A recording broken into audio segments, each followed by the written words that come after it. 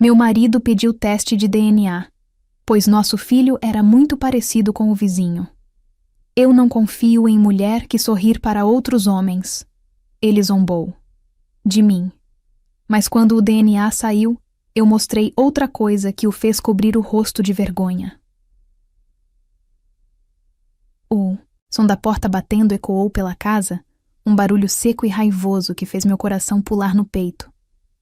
Eu estava na cozinha, terminando de ninar nosso pequeno Léo, de apenas 6 meses, que finalmente tinha pegado no sono depois de uma tarde, inteira choramingando por causa dos dentes que começavam a nascer. Coloquei-o com todo o cuidado do mundo no bercinho ao lado da geladeira e me virei, já sentindo o ar pesado da discussão que estava por vir. Paulo entrou na cozinha como um furacão, o rosto vermelho, os olhos faiscando. Ele jogou as chaves do carro sobre a mesa com uma força desnecessária e o metal arranhou a madeira que eu tinha passado a manhã limpando e lustrando. Eu não aguento mais, Júlia. Não aguento mais essa situação. Ele rosnou, apontando um dedo trêmulo na minha direção. Respirei fundo, tentando manter a calma pelo bem do nosso filho que dormia. Que situação, Paulo? Do que você está falando? Chegou agora do trabalho e já está nesse estado? Ele soltou uma risada amarga, uma risada que não alcançou seus olhos. Não se faça de desentendida. Você sabe muito bem do que eu estou falando. É sobre o nosso filho. Ou melhor, o seu filho. Senti um calafrio percorrer minha espinha. Aquele tom, aquela acusação velada. Não era a primeira vez, mas nunca. Tinha sido tão direto, tão cruel. O que você quer dizer com isso, Paulo? Léo é nosso filho. Nosso? Ele cuspiu a palavra como se fosse veneno. Eu tenho minhas dúvidas, Júlia. E muitas. Olhe bem para ele. Ele se aproximou do berço e apontou para o rostinho sereno do nosso bebê. Ele não se parece nada comigo. O cabelo é claro demais, os olhos são mais claros que os meus. Mas sabe com quem ele se parece? Com o nosso querido vizinho, o Ricardo. Aquele para quem você vive de sorrisinhos e bom dias animados. Cada palavra era uma facada. Eu olhava para o homem com quem me casei, o pai do meu filho, e via um estranho. Um monstro consumido por um ciúme doentio. Ricardo, nosso vizinho, era um senhor de quase 70 anos, viúvo e avô de 5 netos. Um homem gentil que sempre oferecia uma ajuda para carregar as compras ou um sorriso simpático quando nos cruzávamos no corredor. E era essa a base da acusação de Paulo. A minha educação, a minha gentileza. Você está ficando louco, Paulo. Completamente louco. Ricardo é um senhor de idade. Como você pode sequer pensar uma coisa dessas? É do nosso filho que você está falando. Minha voz começou a tremer. Uma mistura de raiva e incredulidade. Louco?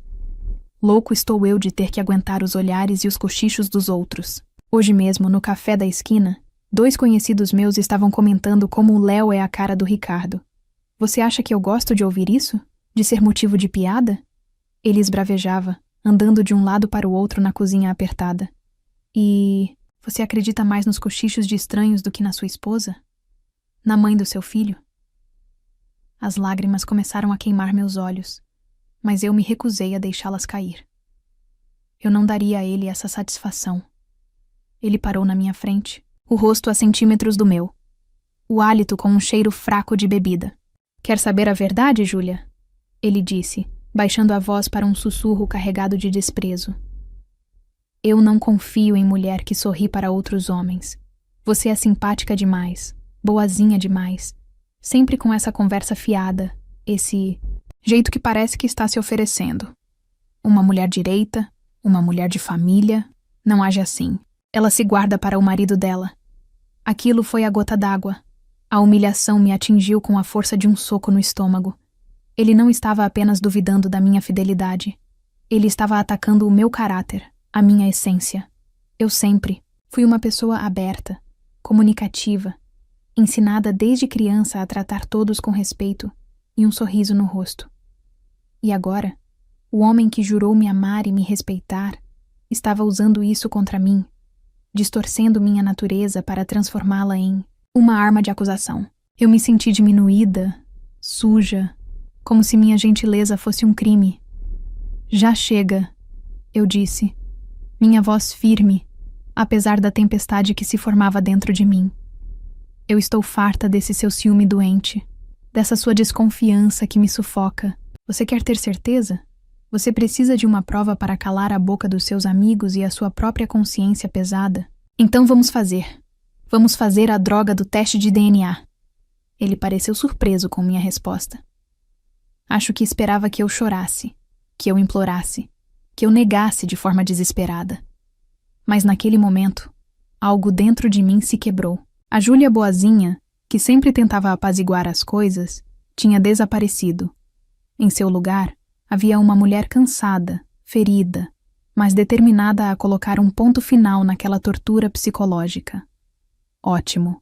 E ele concordou, um sorriso de escárnio se formando em seus lábios. É bom saber que você não tem nada a esconder. Amanhã mesmo eu vou marcar o exame, e vamos ver quem está falando a verdade aqui. Ele me deu as costas e saiu da cozinha, me deixando sozinha com o silêncio e o som suave da respiração do meu filho. Eu me aproximei do berço e acariciei os cabelos finos e claros de Léo. Ele era a cara do meu avô materno, um fato que Paulo convenientemente ignorava.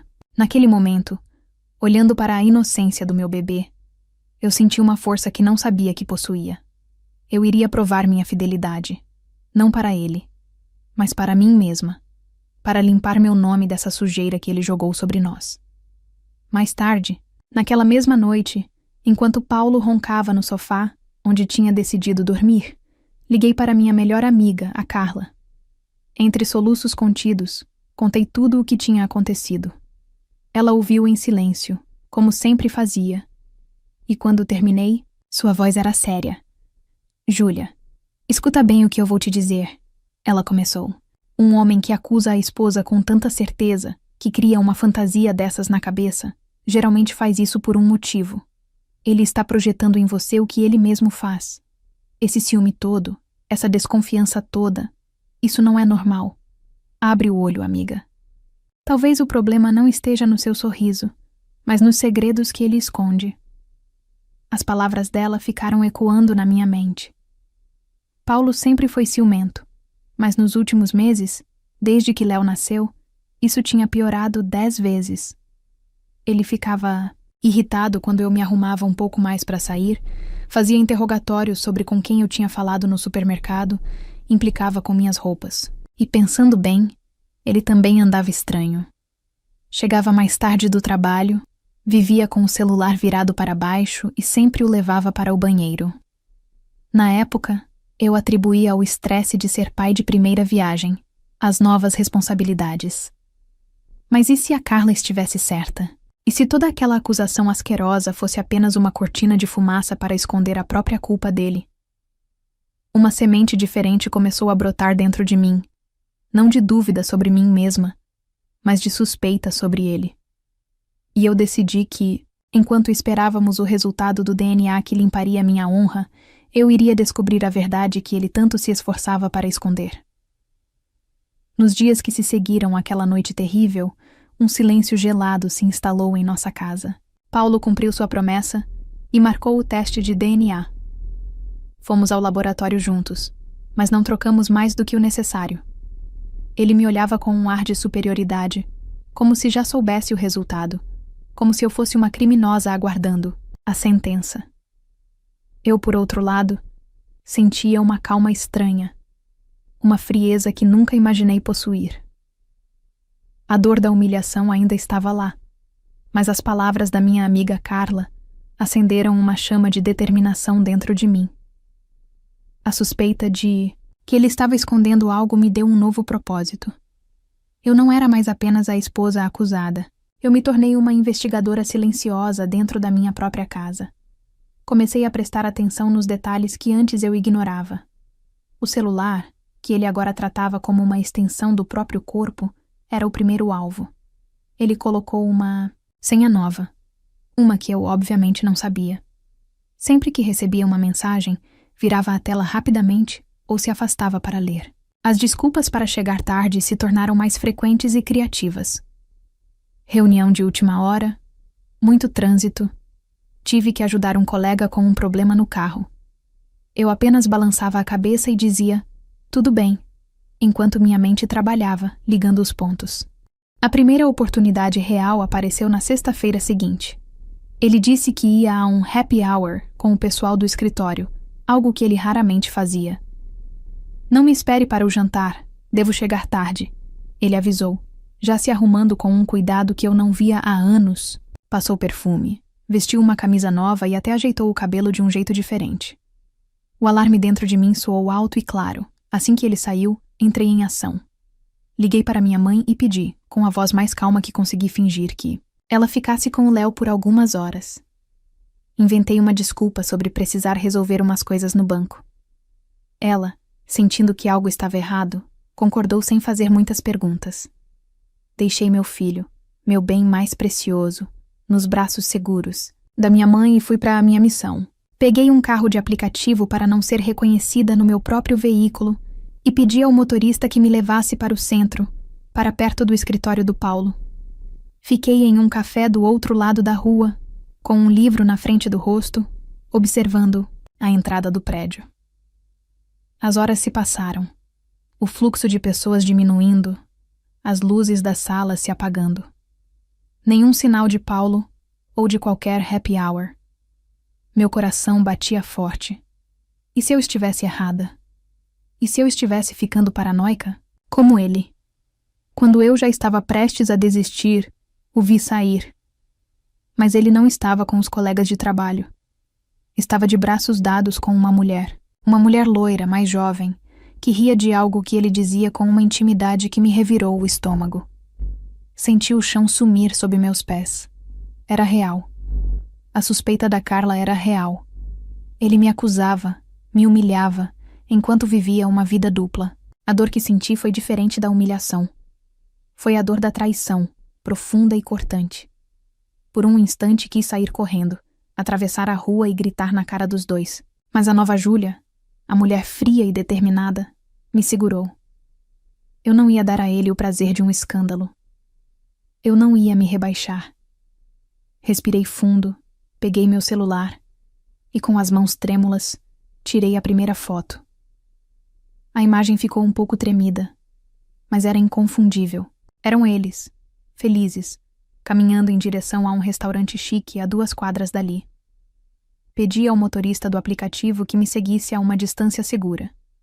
Eles entraram no restaurante, sentaram-se em uma mesa perto da janela. Escolhi uma mesa do lado de fora de uma lanchonete em frente, onde eu tinha uma visão perfeita. Pedi um suco e fingi mexer no celular. E tirei mais fotos. Fotos deles brindando com taças de vinho. Fotos dela acariciando a mão dele sobre a mesa. Fotos dele olhando para ela com um brilho nos olhos que eu não via direcionado a mim há muito, muito tempo. Cada clique era uma punhalada no meu coração, mas também era uma peça a mais no quebra-cabeça que eu estava montando. Nos dias seguintes, minha investigação se aprofundou. Tornei-me uma especialista em dissimulação.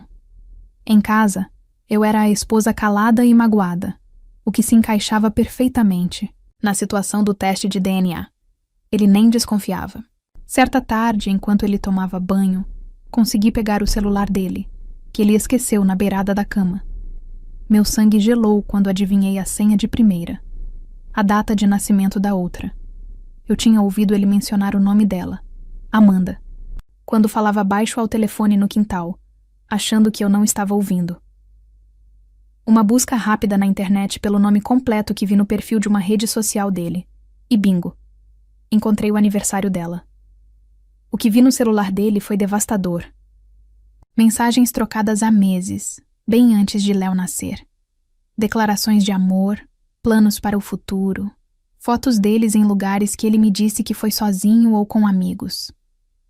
Havia até mesmo conversas sobre mim, onde ele se queixava do nosso casamento, me chamava de chata e sem graça. E o pior, ele falava das dúvidas sobre a paternidade de Léo para ela, usando isso como desculpa, como uma justificativa para a traição. Eu nem sei se o filho é meu, Amanda. Meu casamento já acabou. Faz tempo. Com o coração em pedaços, mas com o objetivo claro na minha mente, Fotografei todas as conversas importantes com o meu próprio celular. Salvei tudo em uma pasta segura, protegida por senha.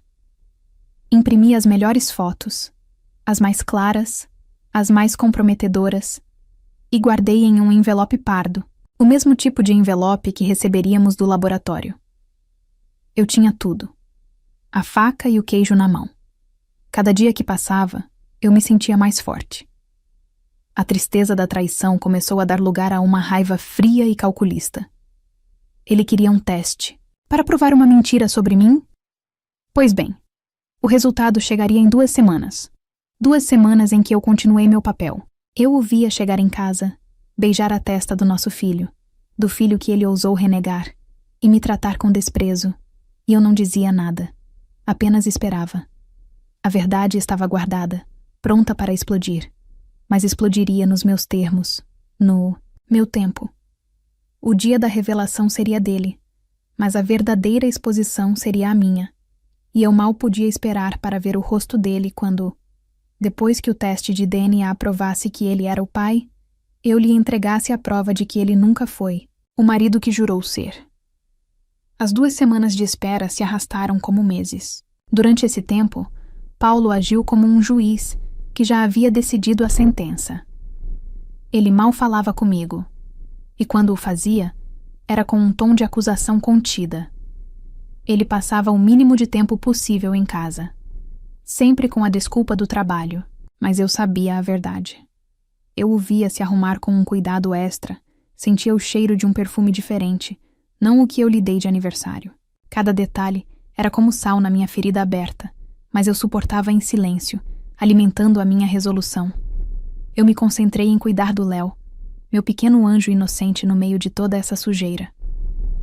O sorriso dele era meu combustível, a razão pela qual eu precisava ser forte. Finalmente, o dia chegou. O laboratório ligou pela manhã, avisando que o resultado estava pronto para ser retirado. Paulo, que estava em casa naquele dia, atendeu ao telefone. Eu o observei da cozinha, secando um prato lentamente. Vi seus ombros ficarem tensos e a maneira como ele desligou o telefone com uma finalidade sombria. Está pronto, ele anunciou, a voz grave, sem me olhar nos olhos. Vamos buscar depois do almoço. Eu apenas assenti. Tudo bem. O trajeto até o laboratório foi feito em um silêncio pesado, que podia ser cortado com uma faca.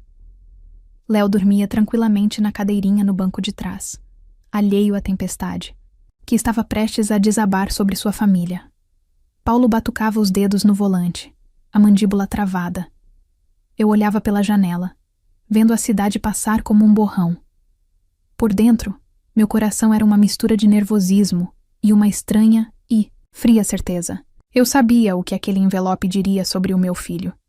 Mas o verdadeiro resultado do dia estava no outro envelope, o pardo, que estava seguro dentro da minha bolsa, pesado como uma pedra.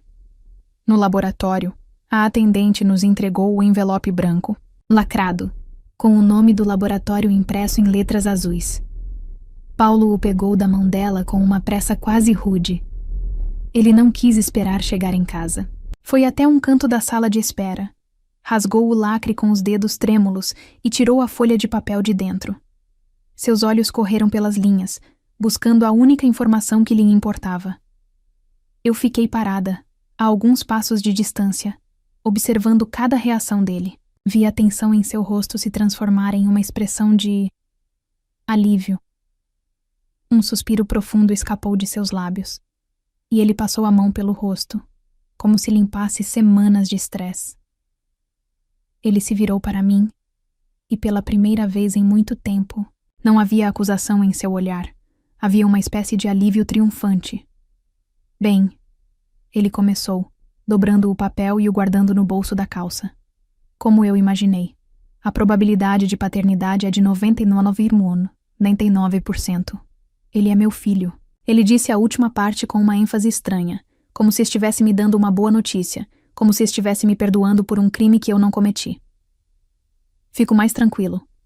Eu tinha o direito de saber, de ter certeza. Agora podemos esquecer essa história e seguir em frente. Seguir em frente? Ele achava que era simples assim? Que ele podia me arrastar pela lama, duvidar da minha honra, me humilhar na frente de si mesmo e do mundo. E depois, com um pedaço de papel, apagar tudo? A calma que me possuiu naquele momento foi assustadora até para mim. Eu nunca tive dúvidas, Paulo, respondi, minha voz saindo clara e firme, sem um pingo de tremor. Você era o único que precisava de um papel para acreditar em mim, o único que precisava de uma prova para confirmar o que seu coração deveria saber. Ele franziu a testa, desconcertado pela minha falta de emoção, pela minha recusa em celebrar o perdão dele. Júlia, não vamos começar de novo. O importante é que a dúvida acabou. Foi um momento difícil, eu sei, mas... Sim, a sua dúvida acabou. Eu o interrompi. Agora é a minha vez de acabar com as minhas. Abri minha bolsa e tirei o outro envelope, o envelope pardo, idêntico ao que eu sabia que ele guardava as contas para pagar. Estendi na direção dele. Seus olhos se fixaram no objeto, uma confusão genuína em seu rosto. O que é isso? Ele perguntou, hesitante em pegar. É outro resultado, Paulo. O resultado da minha investigação particular. Já que estávamos na fase de descobrir verdades, achei justo que todas elas viessem à tona no mesmo dia. Com a mão visivelmente trêmula, ele pegou o envelope. Seus dedos desajeitados rasgaram o papel. A primeira coisa que ele tirou de dentro foi uma foto. A foto dele e da Amanda, a loira, brindando no restaurante. Vi a cor sumir de seu rosto. Ele ficou branco como o papel que segurava. Sua boca se abriu e fechou, mas nenhum som saiu. Ele enfiou a mão no envelope novamente e tirou as outras fotos. Eles de mãos dadas, ela acariciando seu rosto, ele se beijando na porta do carro dela. Uma foto que tirei em outra noite de vigília. Por último, vieram as cópias impressas, das mensagens, as declarações de amor, os planos, as ofensas a mim. Ele olhava das fotos para mim, os olhos arregalados em pânico e descrença. O alívio de minutos atrás foi substituído por puro terror. A máscara de marido desconfiado e traído caiu, revelando o rosto de um homem culpado, pego em sua própria mentira. Júlia, eu posso explicar. Ele gaguejou, as palavras se atropelando. Explicar o quê, Paulo? Eu perguntei, e minha voz agora continha todo o gelo da minha dor acumulada. Que enquanto você me acusava de te trair com um senhor de idade, era você quem mantinha um caso? Que a sua desconfiança doentia era apenas um espelho? Você me acusou de sorrir para outros homens porque não conseguia conviver com o fato de que você beijava e dormia com outra mulher. Você precisava me transformar na vilã para conseguir se olhar no espelho. Você precisava duvidar do nosso filho para justificar para si mesmo o porquê de estar destruindo nossa família. Ele não respondeu. Apenas ficou ali, no meio da sala de espera do laboratório, com as provas da sua sujeira nas mãos. As pessoas ao redor começaram a nos olhar.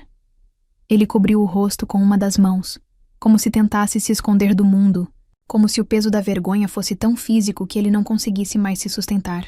O homem que minutos antes estava cheio de si, aliviado por ter provado sua paternidade, agora estava quebrado, exposto, humilhado de uma forma que ele jamais imaginou. E eu, pela primeira vez em meses, me senti livre. Paulo não disse uma única palavra no caminho de volta para casa.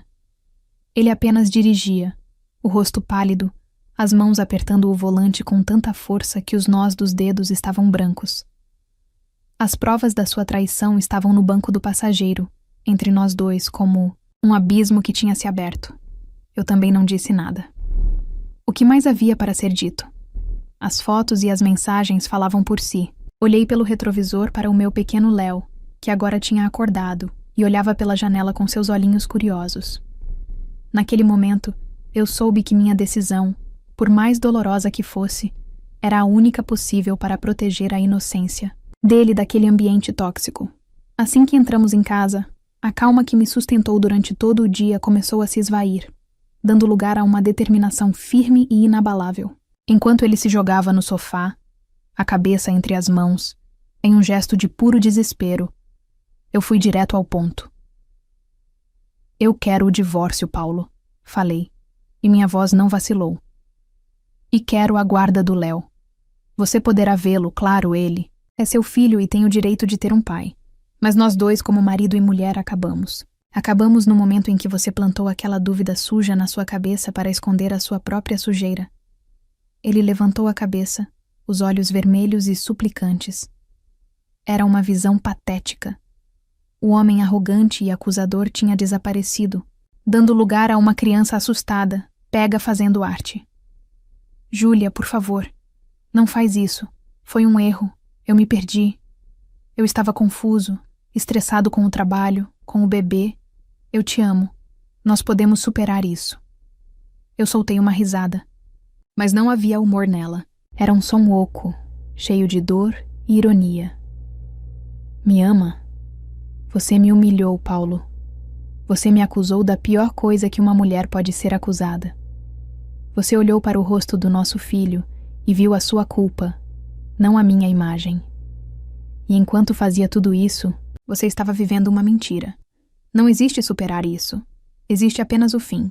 Nos dias que se seguiram, a notícia se espalhou como fogo em palha seca. Eu não precisei dizer muito. Pedi o divórcio. Contei o motivo para minha família e para minha amiga Carla. O resto aconteceu naturalmente.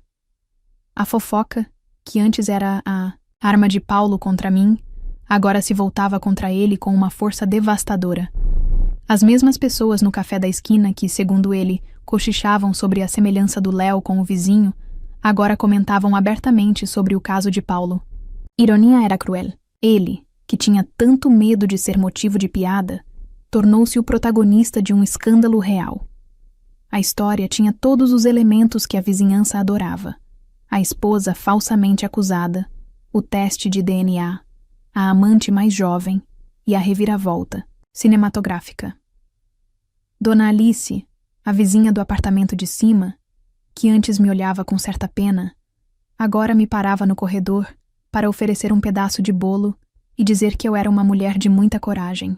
O Sr. Ricardo, o pivô involuntário de toda a loucura, me encontrou um dia perto dos elevadores e, com seu jeito gentil, apenas disse: "Minha filha, a verdade sempre encontra um jeito de aparecer. Fique bem." Para Paulo, a vida se tornou um inferno. Ele não conseguia mais sair de casa sem sentir os olhares sobre si. No trabalho, o clima ficou insustentável.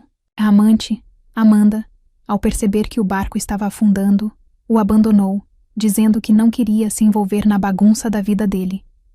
Ele estava completamente sozinho, colhendo os frutos amargos que ele mesmo plantou. Os amigos, que antes alimentavam suas paranoias, agora o evitavam. Ele, que se preocupava tanto com a opinião dos outros, agora era julgado e condenado por todos. Cerca de um mês depois do dia da revelação, ele me procurou. Estava mais magro, com olheiras profundas. Ele não tentou pedir perdão de novo. Apenas me comunicou sua decisão. "Eu vou embora, Júlia", disse ele, olhando para um ponto fixo na parede da sala. "Pedi transferência na empresa para uma filial em outro estado. Não consigo mais andar por aqui. Não consigo olhar na cara de ninguém." A vergonha o consumiu. Ele não suportou encarar as consequências de seus atos. Era mais fácil fugir, começar de novo onde ninguém o conhecesse, onde seu passado não pudesse assombrá-lo a cada esquina. Eu apenas concordei com a cabeça. Era o melhor a ser feito para todos nós.